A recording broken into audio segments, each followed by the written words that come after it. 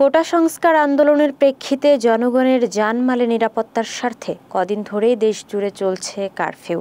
আর এ কারণে দেশের বিভিন্ন স্থানে সাময়িক কর্মহীন হয়ে পড়েছেন সাধারণ খেটে খাওয়া মানুষ।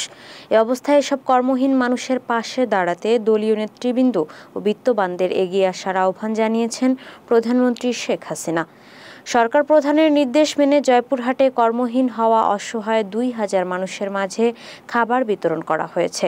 শুক্রবার দুপুর থেকে জেলার বিভিন্ন স্থানে এসব অসহায় মানুষের মাঝে খাবার বিতরণ করেন জয়পুরহাট ১ আসনের সংসদ সদস্য অ্যাডভোকেট শামসুল আলম দুদু। এ সময় জেলা আওয়ামী লীগের সভাপতি আরিফুর রহমান রকেট, সদর উপজেলা চেয়ারম্যান হাসানুজ্জামান মিঠু সহ স্থানীয় আওয়ামী লীগ নেতৃবৃন্দ উপস্থিত ছিলেন।